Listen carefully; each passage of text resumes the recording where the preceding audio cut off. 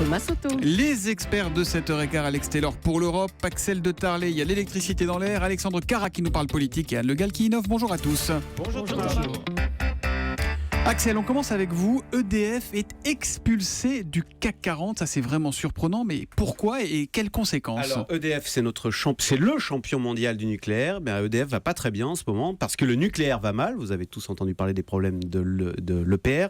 Et puis il y a un autre phénomène, c'est que les prix de l'électricité sont en train de chuter en ce moment. Pourquoi? Parce que de plus en plus de gens, vous et moi d'ailleurs, produisons notre propre électricité avec des panneaux solaires, avec des éoliennes. Du coup il y a un afflux assez important d'électricité sur le marché.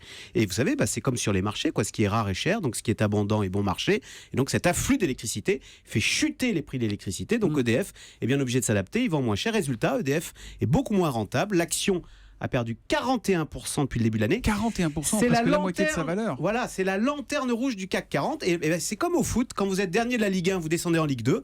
Et bien là, EDF est dernier du CAC 40, donc il va descendre dans l'indice du dessous. Et alors, est-ce que c'est grave de ne plus être dans le CAC 40? C'est grave, on est moins bien exposé, on n'est plus en Ligue 1. Et puis vous savez, pour les Américains, les fonds américains, quand ils investissent en France, ils se posent pas de questions. Ils regardent le CAC 40. Les 40 entreprises du CAC 40, ils regardent pas ailleurs. Et même, c'est moins prestigieux. Enfin, vous voyez, vous êtes en Ligue 2, voilà, tout simplement. Qui va remplacer EDF dans le CAC? Alors, on connaît déjà le nom du successeur. C'est une entreprise qui s'appelle Klépierre, qui n'est pas très connue.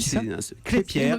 C'est l'immobilier. Voilà, ouais. Ils ont des centres commerciaux. Justement, maintenant qu'ils sont dans le CAC 40, vous allez voir, on va en parler. Ils vont faire la une de la presse éco. C'est l'avantage d'être dans le CAC 40, c'est qu'on est très exposé. Tout le monde parle de vous. Je comprends pas. On est éjecté du CAC 40 ou est-ce qu'il y a un comité qui décide? Il y a un comité scientifique très sérieux qui regarde votre valeur boursière, le nombre d'actions, etc. et qui décide régulièrement, qui ajuste. Mais Axel, c'est surtout une très mauvaise nouvelle pour l'État qui est actionnaire à 84% d'EDF.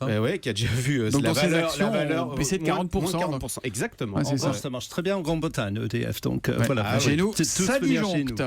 Alexandre Cara, ce matin, vous nous révélez qu'à l'Élysée, on s'interroge sur la manière d'honorer les victimes des attentats du 13 novembre avec une réflexion qui avance. Oui Thomas, c'est une réflexion qui est même très avancée puisque François Hollande voudrait distinguer l'ensemble des victimes des attentats en leur décernant la Légion d'honneur à titre posthume, comme le président l'avait fait pour certaines des victimes des attaques de janvier dernier. Mais Alexandre, est-ce que le chef de l'État peut décorer l'ensemble des victimes, y compris les étrangers qui sont tombés sous les balles des terroristes? La réponse est oui Thomas, même si pour cela, le président devra faire une entorse au code de la Légion d'honneur. Et comme vous en doutez, un processus d'une telle ampleur est inédit. François Hollande va discuter dans les prochains jours avec le général Georges Lain, le grand chancelier de la Légion d'honneur, pour voir comment rendre possible cet hommage. De toute façon, c'est François Hollande qui aura le dernier mot. En tant que grand maître de l'ordre de la Légion d'honneur, in fine, c'est lui qui décide. C'est lui le patron. Ça dit, il faut quand même l'accord des familles. On se souvient, je crois qu'à l'époque de Charlie, toutes les familles n'avaient pas été d'accord, c'est ça? Bien sûr Thomas, c'est pour ça que dans les prochaines semaines, l'Élysée envisage de réunir l'ensemble des familles des victimes, y compris des blessés, parce que vous vous en doutez, après une telle tragédie, les familles ont besoin d'aide psychologique, mais aussi médicale ou financière, et c'est l'ensemble de ces questions que l'Élysée veut régler pour éviter qu'aucune des familles des morts ou des blessés des attentats ne se retrouve dans des difficultés liées évidemment aux soins médicaux ou aux questions d'indemnisation. Mais ce serait des légions d'honneur au titre de dommages de la nation, comme des victimes de guerre. Absolument, voilà, c'est exactement ça, parce qu'on peut donner normalement la légion d'honneur à des victimes de guerre, et elle serait, dans ce cas-là, les victimes des attentats seraient assimilées à des victimes de guerre. Allez, on va se détendre avec vous, Alex Taylor, avec une initiative pour le moins curieuse aux Pays-Bas, ça concerne la Poste. Oui, Thomas, c'est un projet pilote pendant 2 mois dans la ville de Schiedam, au sud du pays. Les facteurs néerlandais sont désormais chargés, figurez-vous, d'espionner les quartiers qui desservent et de dénoncer...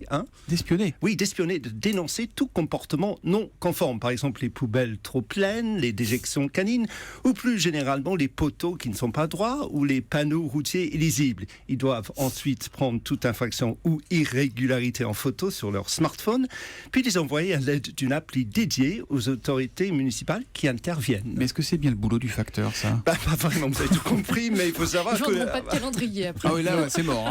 Il faut savoir que le courrier baisse sérieusement 11% par an selon PostNL, la poste néerlandaise, donc il faut leur trouver des activités. Ils deviendront ainsi les yeux et les oreilles au sein de la communauté. Dixit, la directrice, qui veut redéfinir définir les rôles des 30 000 facteurs néerlandais à l'ère numérique. Alors, on a le même problème en France avec les facteurs. On leur fait livrer des colis. Mais non, mais on les fait pas espionner. Ils sont d'accord, les facteurs hollandais, pour disons que devenir j'ai espions. regardé un peu sur leur site, ils se rebiffent déjà pas mal. Beaucoup de polémiques sur les réseaux sociaux. Il faut savoir que s'ils dénoncent les gens, ils deviennent ensuite très ouverts aux représailles le lendemain. Bespottelijk, c'est le mot le plus qu'on lit le plus sur leur site. Risible, bespottelijk, risible. Mais il faut savoir que ça existe déjà en Flandre, où les facteurs de la ville d'Ostende sont chargés depuis plus d'1 an de surveiller les personnes âgées. C'est pas idiot parce que en France ils aussi, ont connaissance de ça. Il y a un projet aussi pour que les facteurs relèvent les compteurs d'eau. Et en France, on a une nouvelle mission pour les facteurs aussi, c'est de devenir examinateur du permis de conduire. Il y a une cinquantaine de facteurs qui se font former en ce moment. Lutter contre le facteur chômage, qui est le facteur le plus...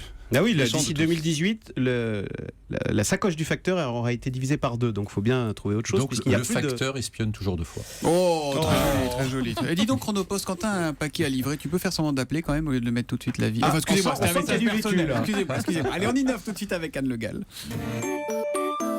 L'innovation ce matin, c'est un nouveau métier qui pourrait apparaître dans les 10 ans qui viennent, celui de, ça fait rêver, chercheur d'or de l'espace. Voilà, après la conquête de l'Ouest américain, voici la ruée vers l'or dans l'espace, puisque les États-Unis viennent de donner le feu vert à l'exploitation minière des richesses spatiales. D'après le texte qui vient d'être signé, tout minerai trouvé par une entreprise américaine dans l'espace lui appartient. Donc évidemment, les sociétés privées d'exploration spatiale sont dans les starting blocks. Elles pourraient lancer les premières explorations minières dès 2017. Mais dites-moi, à part les dents en or perdues par les astronautes, il y a beaucoup d'or dans l'espace? Il y a de l'or et pas seulement. Potentiellement, les astéroïdes regorgent aussi de métaux comme le nickel ou le platine, donc des minerais qui sont utiles dans l'industrie et dans l'électronique. Évidemment, toute la difficulté sera de repérer ces gisements avant de les faire exploiter par des robots. On estime que sur les 1500 astéroïdes les plus proches de la Terre, il n'y en a seulement que 10% qui seraient dotés de ressources minières.